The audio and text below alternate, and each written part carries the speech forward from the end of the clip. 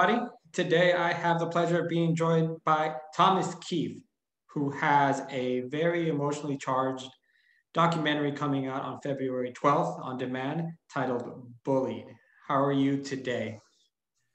I'm good, thank you. We had a big rainstorm here that we really needed, so all is good. We did too. Where are you I'm in calling Los from? Angeles. Okay, I'm in the Central Valley near Fresno in Madera. Okay. So yes, rain. So obviously the question as to why you would feel the need to do to this film is kind of obvious, but I just kind of want to get it in your own words as to why you felt this was an important documentary for you to make, coming off of some of the other ones you have in the past. Yeah, well, it was a couple things really that came together. One, I personally was bullied throughout certain years of school, and millions of people have been bullied. It's such a common experience that when I first made this film, I received floods of email and social media posts that I went through this, I'm still laboring under it. It's a very common experience.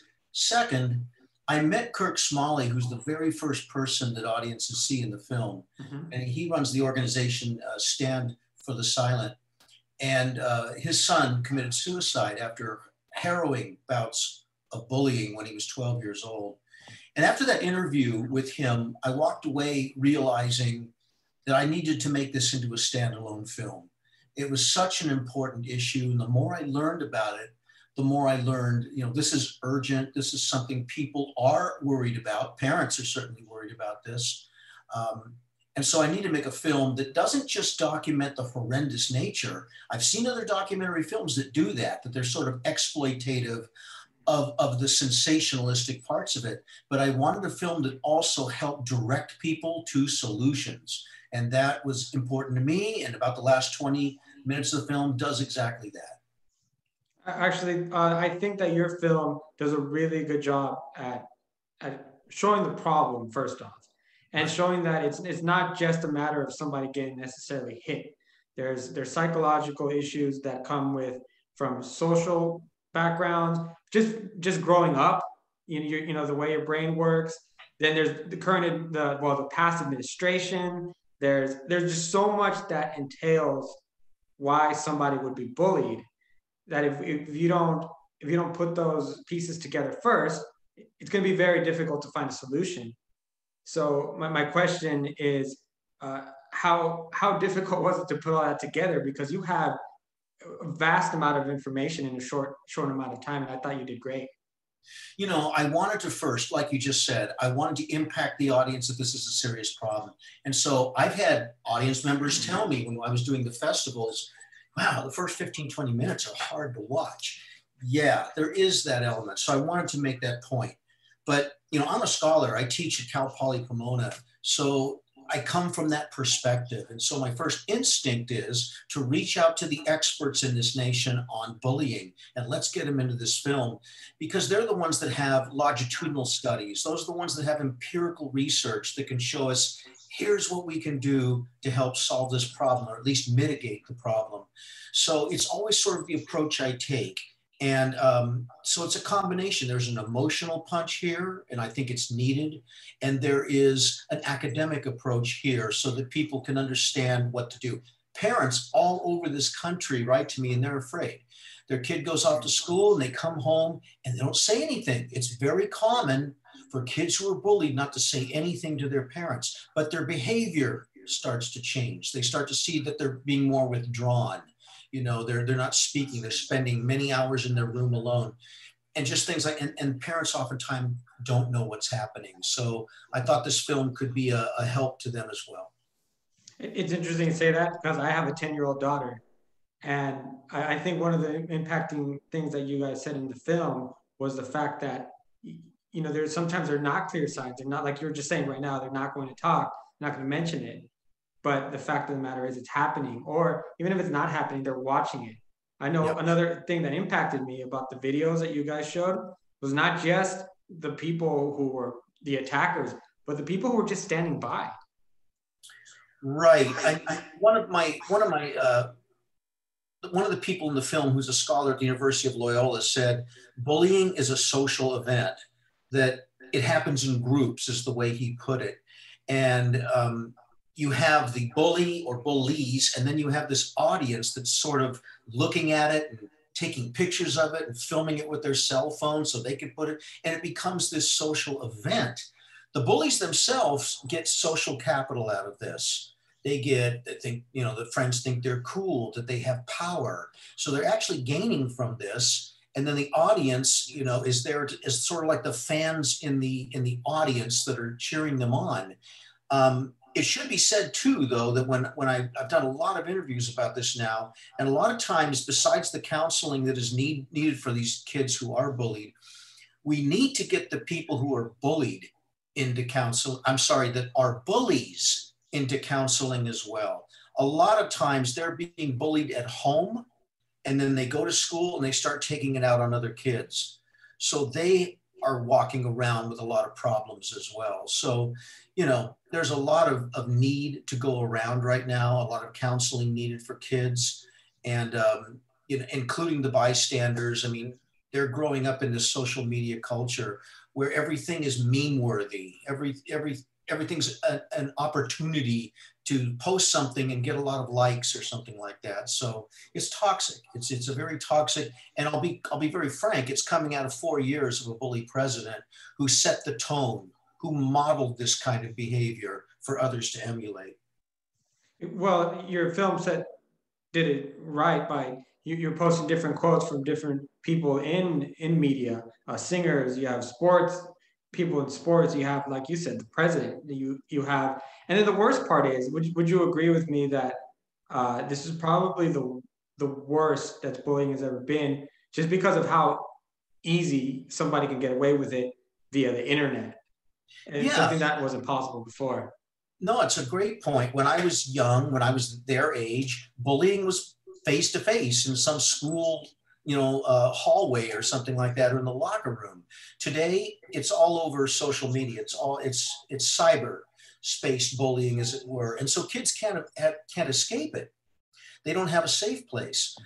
These things are sent out to their friends, their family, and suddenly their whole school is passing between their cell phones pictures or what have you, little film clips they've made, and the kids feel like there's no way to escape it. So in some respects, it absolutely is worse than when I was their age. And so part of this is fighting the cyber part of bullying, and not just the bullies that are, you know, name calling and physically assaulting kids. It's also what to do about the platforms that are allowing these things to go up unchecked. I mean, we're finally getting a little bit of responsibility from some of the big tech companies for all of the irresponsible postings from our president and others that were calling for, you know, sedition, really. And the same sort of fact checking and responsibility needs to go on these platforms when it comes to the things that kids are posting.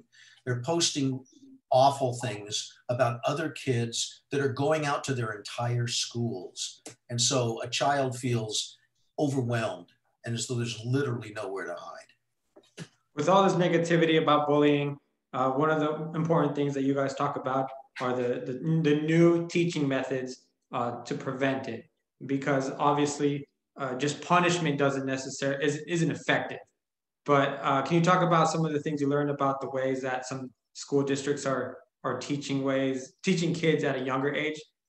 Absolutely. It's one of the most important parts of the film.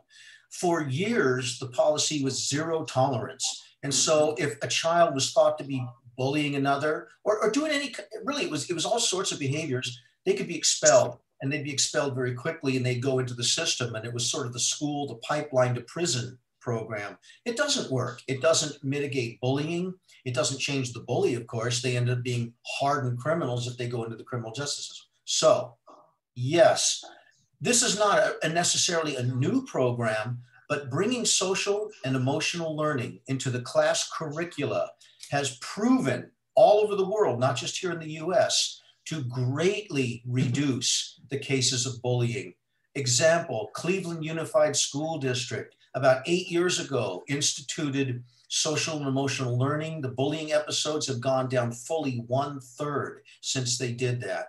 Schools in Canada and Europe have been doing this now for over a decade. And the same thing, they'll cut their bullying rates in half. And this is saving untold hundreds of thousands of kids from the bullying. And let me say this, because I think it's an important point. When you reduce bullying in the schools, guess what goes along with it? Suddenly scores go up, grades go up, GPAs go up, graduation rates go up. When kids feel safe and comfortable to go to school, now they can focus on what they're doing in school instead of sitting there in a math class, scared to death about what's going to come when that bell rings and they're out in the hallway somewhere. Yeah, I totally agree with you. It's super important, and I really like there should be more of it, definitely. So I want to ask you, I'm very curious about how do you approach families who have been through this to talk to them about it and to capture their experience on camera? So this was difficult. Kurt helped me with that a little bit. Many times in the wake of something as tragic as a child's suicide, many families do not want to be contacted and they don't want to talk about this. And I certainly respect and understand that. Other families, when they start to understand what happened, they hear about the bullying, maybe some neglect from individuals at schools that they believe should have done more. What they do is they become activists. They don't want this to happen to someone else's child. And so those are the families that I reached out to. Again, thanks to Kirk Smalley, made contact initial to say, I'm making this film. I would like to hear your story and document your story and make it a part of this film if you're comfortable with doing that. And they entrusted me to do that. So I can't thank them anymore. And I feel like they're really extended family at this point because this is heartbreaking to them. Some of them had lost their child within a month of me doing the interview, which I didn't even learn in one case when I was in Atlanta until I was there. They go, this just happened last month, and I had no idea. But their emotions are very raw.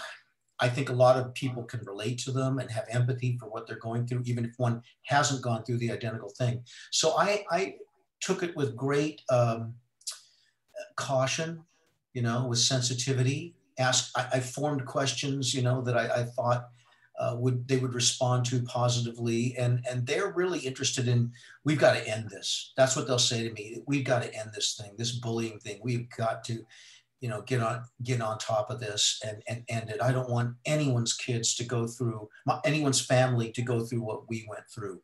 Very common that I heard that sort of sentiment. I think your film comes to us at the right time. We're finally taking a breath from that, the dreaded number of the 2020. We're it's a new year and then also a new administration. So kind of like you're saying in your film and in the press release that I read, yes, it's tragic and it's horrible, but there's hope, and we need to learn from it and move on to the future. So my question is to you: what do you hope people take away from watching Bullied? Yeah, those are all very good points. In fact, during this time of staying home and being sequestered, a lot of schools have been teaching from distance right now. And so we've already seen that the bullying episodes have gone down greatly since many schools are not in session right now, but they will be again soon. And so now is a good time to brainstorm. If you're a school district member, if you're a principal, if you're an educator, how are you going to formulate your curricula going forward? So one group that needs to take away from this film, how do you create a school environment, including the curricula you bring in the classroom, that can foster the best educational environment possible and reduce bullying as a result? They can be doing that right now. Parents, I am optimistic. I mean, one of the things I don't like about other films on bullying is they're filled with gloom and doom, and then they end, and you kind of go, well, how is that supposed to make me feel anything but worse? So realizing that there are programs and methods right now that we can be putting in place that are going to reduce that and start opening a line of communication with your children.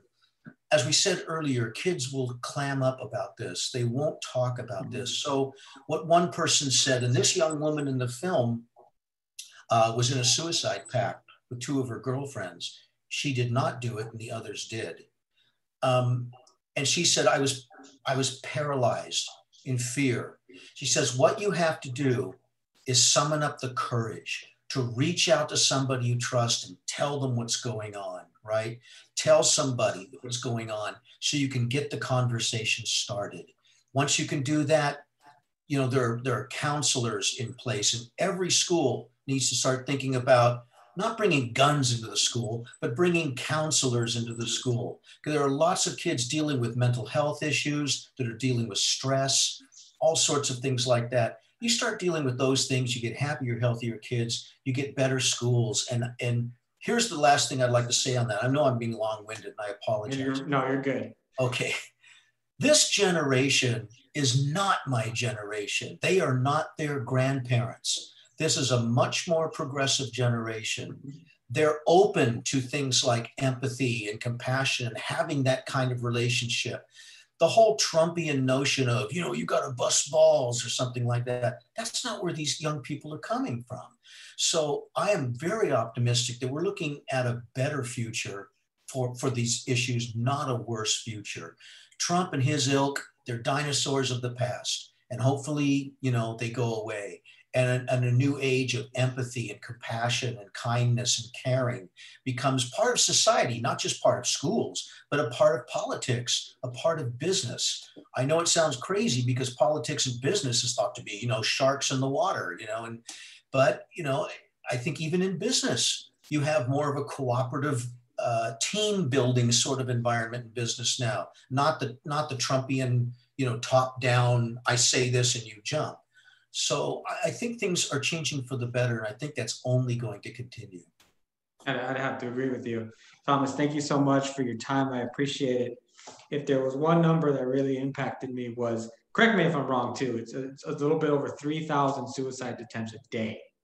Yes, that is true. 5,000 children commit suicide each year, and 200,000 attempt it, to the point where they're taken to an emergency room. So this is a very serious problem, but it is solvable. There's nothing inevitable about any of this. If there's something I've learned from your documentary and from talking to you a few minutes, is the amount of hope that you have in the way you talk. And I really appreciate that as a parent also, because, you know, I'm a dad too. I'm a dad too. I get it, you know, and we need hope, but more than hope, we need solutions, and the solutions are out there. Yeah, because we can talk about it all we want, but if we're not doing something about it, there's really no point. That's right.